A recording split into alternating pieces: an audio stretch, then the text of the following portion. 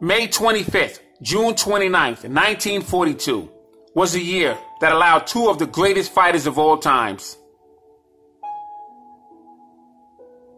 to give us two great shows. These two men were perhaps one of the most avoided fighters in boxing history. Black murderers row finest.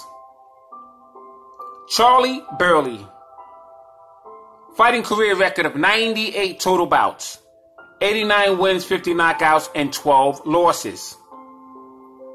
He represented Pittsburgh, Pennsylvania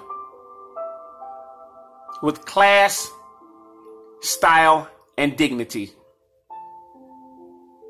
He was born September 6, 1917, one of 7 children. He stood 5'9" and had a 75-inch reach. And he would fight desperately to become #1 rank or become the welterweight or middleweight champion of the world. His dreams and aspirations was to represent Pittsburgh, Pennsylvania. He would have a young child. And Eddie Futch, the famous Hall of Fame trainer, stated for many years that Charlie Burley was perhaps the greatest fighter that he has ever seen. On the other hand, you have Ezzard Charles. His name was Mac. And he represented Cincinnati, Ohio. He was coined the Cincinnati Cobra. Many state that had he stayed in the middleweight and light heavyweight divisions and been given a fair shot at those titles, could have been the greatest middleweight or light heavyweight champion of all times. Let's take a look at these two men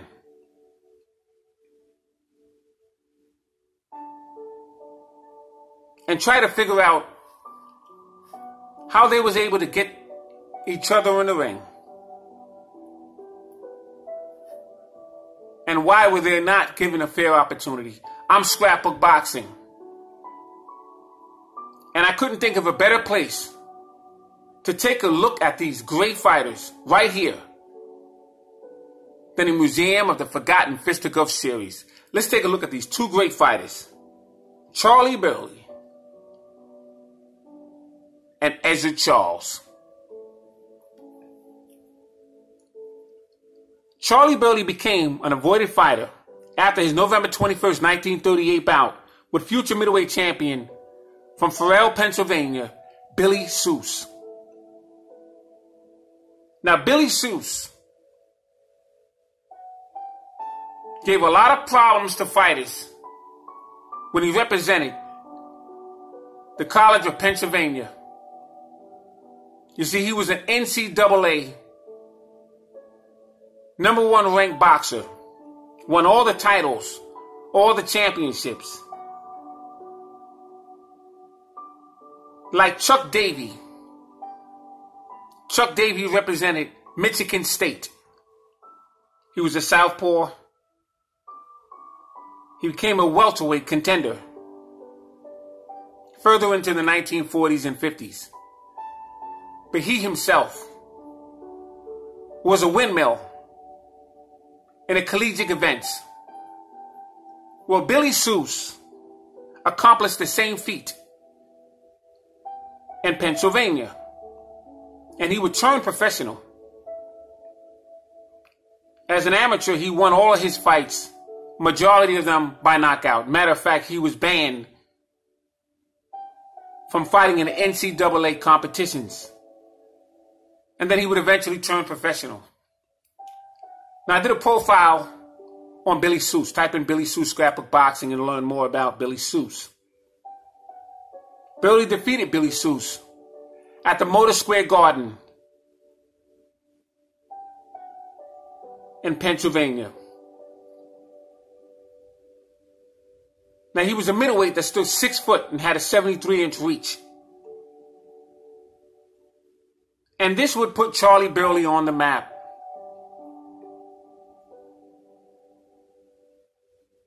And it began giving him problems, because everyone knew that Charlie Burley was a force to be reckoned with. As I said, Billy Seuss was undefeated in the amateurs, and he was tearing his way through the rankings. And that victory over Billy Seuss really opened up a lot of eyes of the promoters, spectators, and underground boxing enthusiasts. Burley was split 2 fights with one-time welterweight champion Fritzy Zivik. Now, they would fight 3 times. But on Monday, March 21st, 1938, at the Motor City Garden, they called it the Motor Square Garden, in Pittsburgh, Charlie Burley would lose. Now, Fritzy Zivik was ranked number 2, and Charlie Burley was ranked number 3. And Henry Armstrong was the welterweight champion of the world. And had Charlie Burley defeated Fritzy Zivik, he would have been ranked number 2. Severino Garcia was ranked number 1. Henry Armstrong had defeated Severino Garcia. And this allowed Fritzy Zivik to become number 1. Had Charlie Burley defeated Fritzy Zivik, he himself would have been ranked number 1. And he'd be next in line to get it on with Henry Armstrong.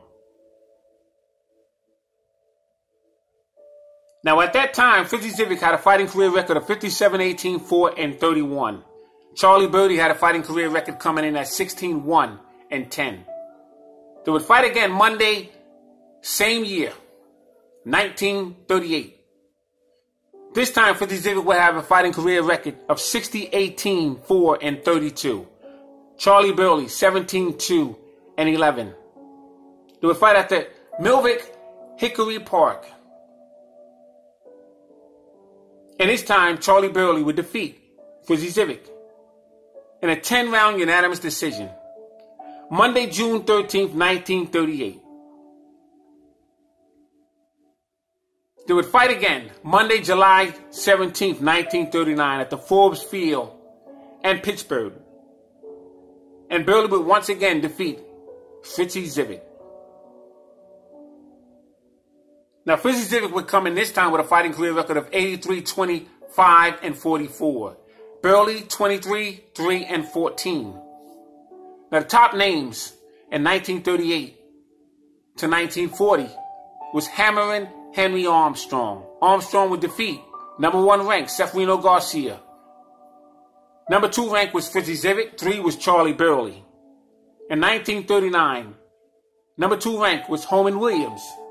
And number 5 ranked was Charlie Burley.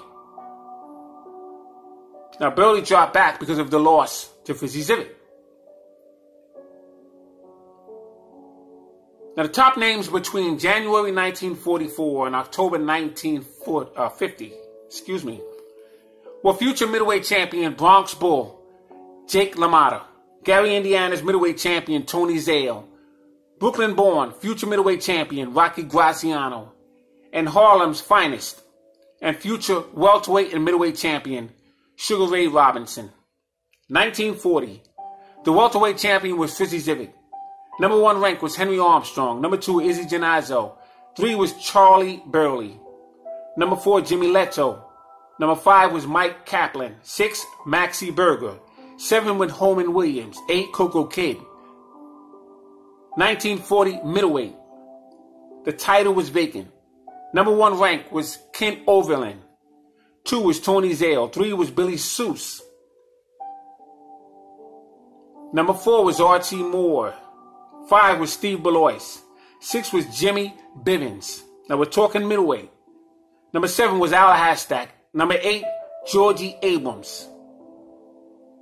Number 9 was Tammy Mariello. He would eventually face Joe Louis in the heavyweight division. Number 10 was Ernie Vade. 1941, welterweight champion was Freddie Red Cochrane. Number 1 ranked was Sugar Ray Robinson. Number 2 was California Jackie Wilson. Number 3, Fritzy Zivit. Number 4, Young Kid McCoy. Number 5 was Charlie Burley. Number 6 was Holman Williams, 7 Coco Kid, and 8 was Izzy Genazzo. 1941, middleweight champion was Tony Zale. Now keep in mind, the title was about to be frozen because of the war coming up. But number 1 rank was Georgie Abrams. Now we're going to go back for a second. Number 2 was Ezzard Charles. Okay, now we're talking middleweight division in 1941. Number 2 rank was Ezzard Charles. Number 1 rank was Georgie Abrams. Number 3 was Ernie Vade. 4 was Coley Welch. 5 was Severino Garcia. 6 was Steve Belois. 7 was Antonio Fernandez. Antonio Fernandez was a devastating puncher. Number 8 was Fred Apostoli. Now let's take it back for one moment. 1941, number 1 rank was Georgie Abrams. Now we go back to 1940. Number 8 rank was Georgie Abrams. And that was in the middleweight division. But in 1941, Georgie Abrams went from number 8 to number 1. Title was frozen. It was actually on standby. Now the title became frozen officially in 1942. Tony Zale was ranked number 1. Archie Moore was ranked, he was actually ranked number 1. Tony Zale was the champion. Archie Moore was ranked number 1. Charlie Burley was ranked number 2. I want you to follow me very carefully as I'm going through this in my head. Number 3 was Holman Williams, and number 4 was Kid Tenero. Number 5 was Jose Basura. Number 6 was Jake LaMotta. 7 was Jack Chase. 8 was Eddie Booker. 9 was Harry Kid Matthews. He eventually faced Rocky Marciano for the heavyweight championship belt. Number 10 was Antonio Fernandez. 1942, welterweight. Freddie Red Cochrane was the champion. Number 1 ranked was Sugar Ray Robinson. Number 2, Henry Armstrong. Number 3 was California Jackie Wilson. Number 4 was Coco Kid. 5 was Earl Turner. And 6 was Joe Legion. 1944, middleweight champion Tony Zale. Number 1 ranked was Holman Williams. Number 2 was Jake LaMotta. Number 3 was Charlie Burley. Now let's stop right there for one moment. 1944, the middleweight champion was Tony Zale. Now Tony Zale didn't face Holman Williams, because Tony Zale froze that title. Because it was frozen because of the war, he did not fight any fighter that was underneath him. He chose whoever he wanted to fight. Title was not on the line, but he still didn't respect the ranking process. He avoided Holman Williams. He avoided Charlie Burley. He avoided Burt Littell. He avoided Jake LaMotta. So Holman Williams, number 1 ranked, would face number 2 ranked Jake LaMotta. Jake LaMotta defeated Holman Williams and became the number 1 ranked. Charlie Burley was number 4. He went up to number 3. And from number 3, he went to number 2. So Charlie Burley was ranked number 2 in 1944. Jake LaMotta was ranked number 1. Tony Zale didn't fight Jake LaMotta, and he didn't fight Charlie Burley. 1945, Tony Zale was the champion. Number 1 ranked, Holman Williams. Number 2 was Charlie Burley. 1946, Tony Zale was the champion. Title was no longer frozen. Jake LaMotta was number 1 ranked. He defeated Holman Williams. Number 2 was Charlie Burley. Number 3 was Rocky Graziano. Number 4 was Marcel Sedan. Now, Jake LaMotta never faced Charlie Burley in 1946. Number 3 ranked was Rocky Graziano. Tony Zale leapfrogged over Jake LaMotta and Charlie Burley and decided to face Rocky Graziano.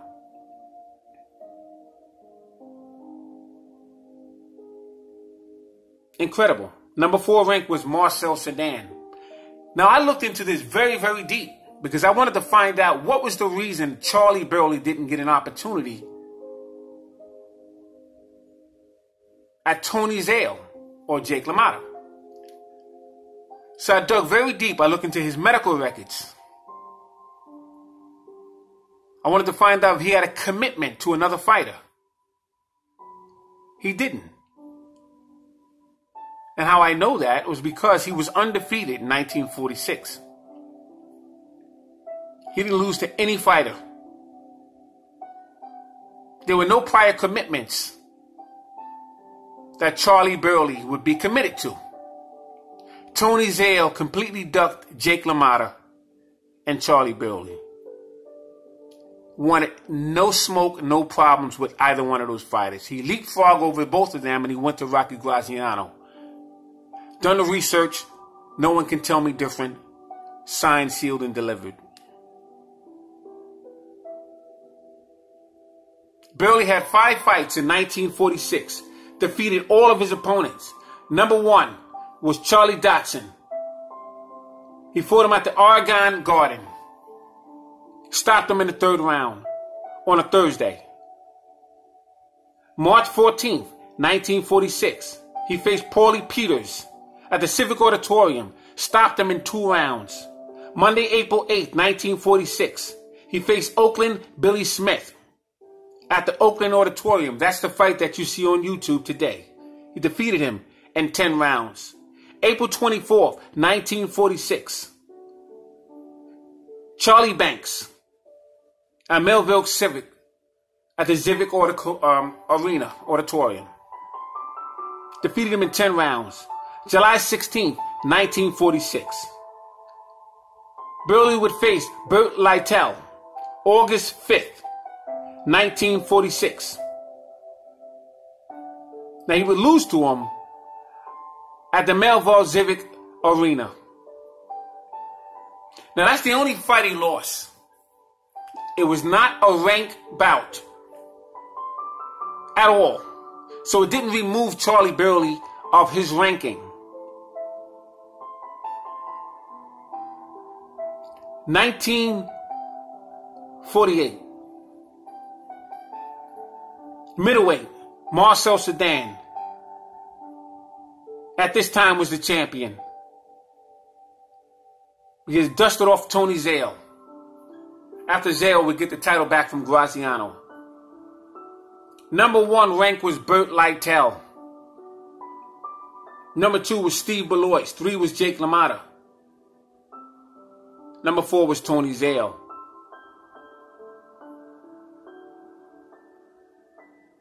Marcel Sedan leapfrog over Burt Lytell. Steve Belois had lost his fight with his opponent.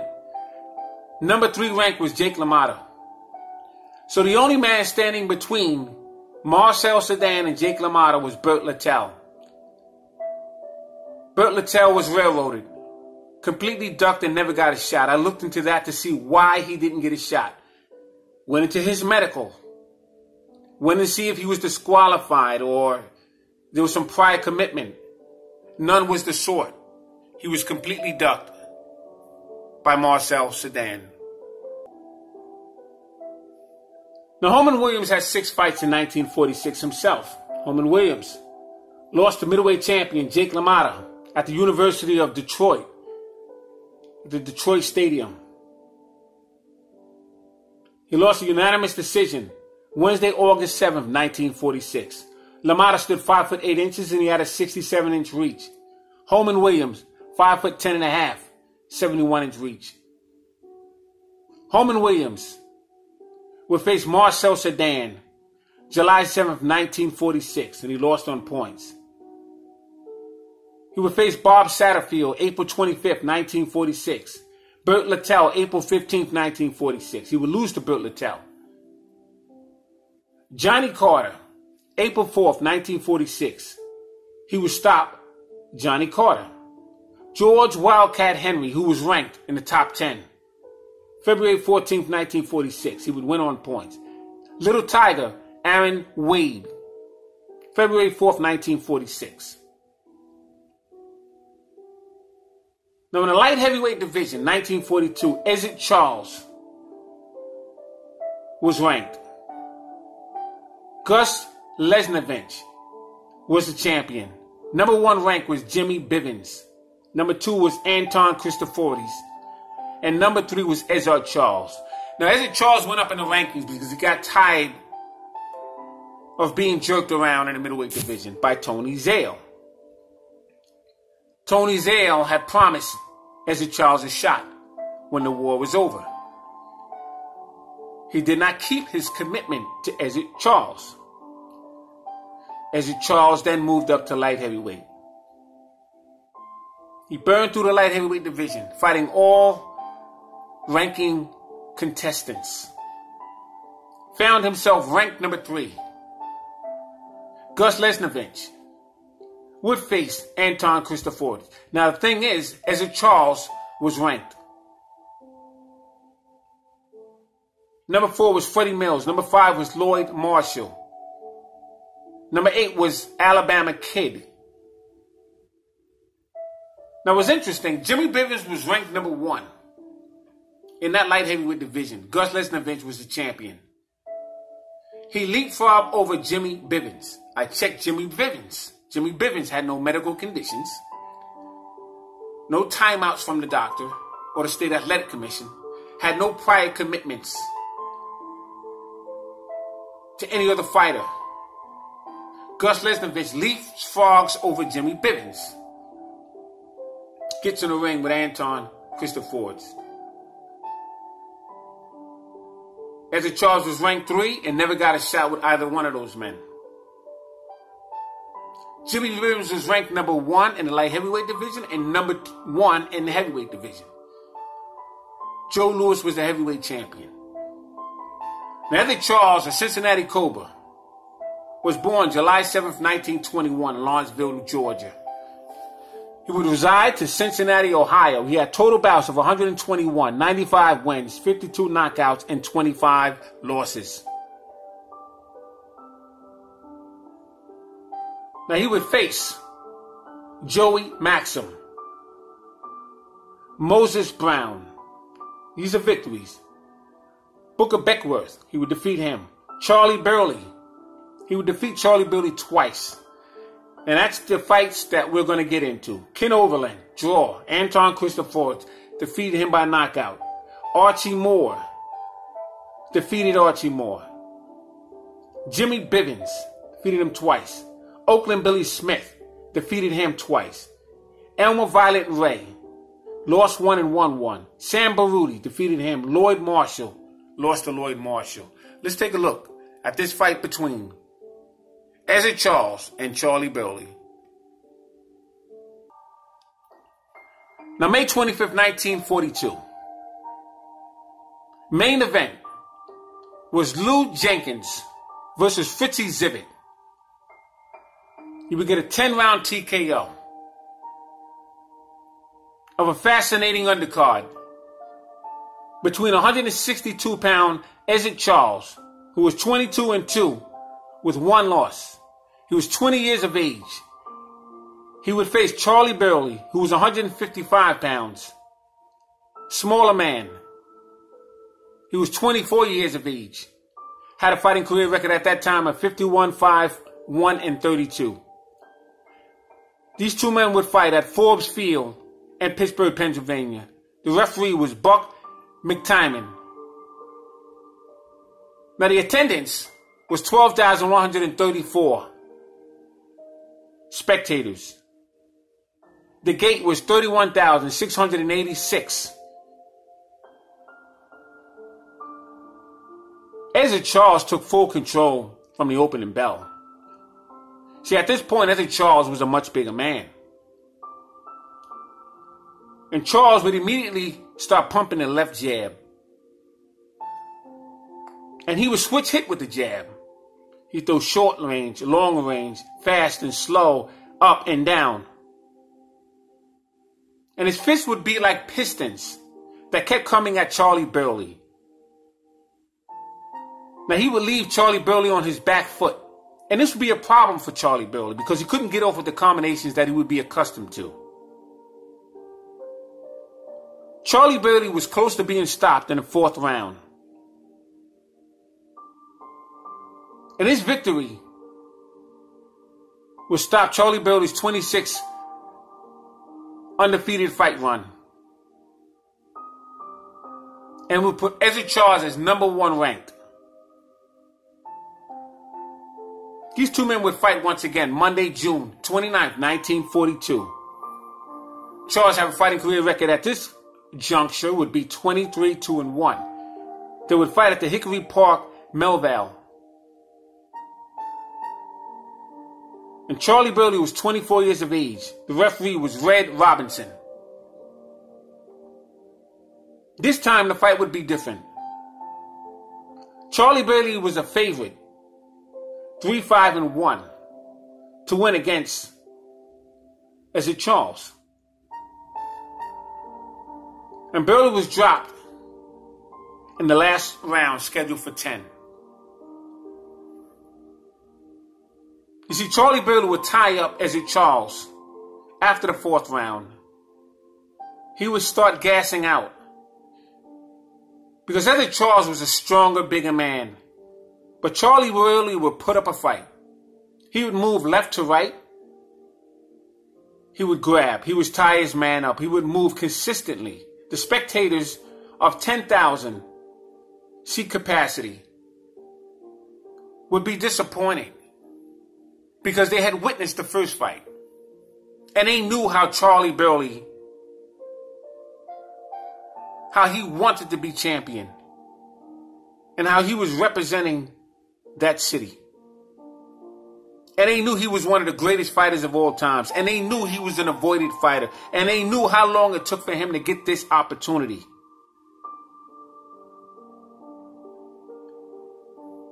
Now, they were happy for Ezzard Charles, but they were disappointed in what it took for Charlie Burley to finally get his big fight. And it wasn't with one of the champions. It wasn't with one of the top contenders. But Ezzard Charles had decided to move up in the light heavyweight division. Now, Charlie Burley would eventually become the California light heavyweight champion. Jack Chase, Black Murderers Row light heavyweight / middleweight, would lose his light heavyweight California state champion.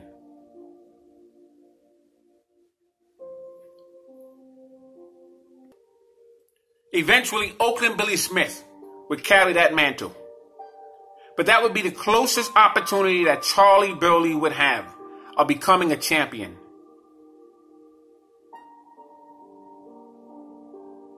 Now, a side note, light heavyweight, 2-time heavyweight champion and light heavyweight champion, WBO, Michael Moore. His granddad by the name of Henry Smith sparred with Ezzard Charles, Archie Moore, and Charlie Burley.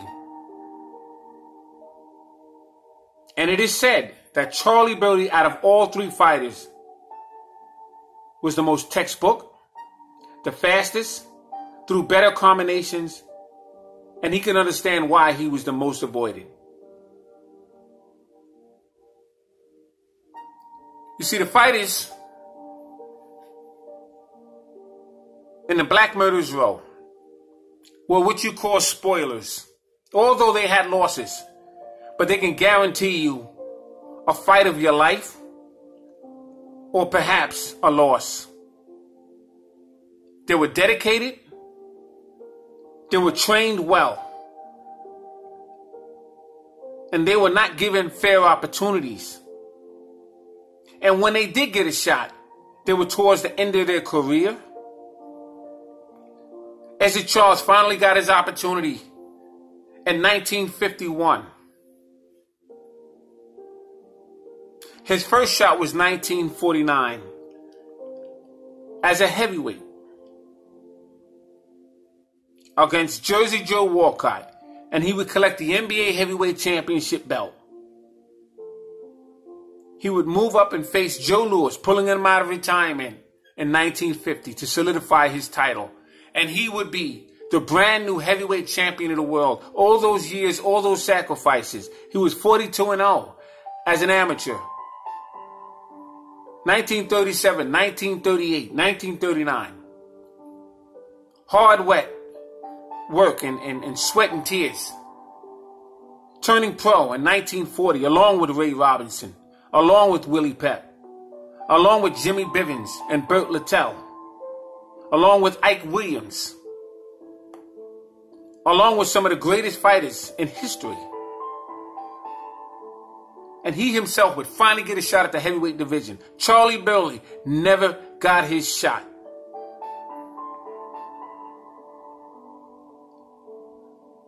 So I hear Scrapbook Boxing. I'm here to tell you that through all the research, all the conversations I've had with boxing historians and old-time trainers and old-time fighters, my dad and others,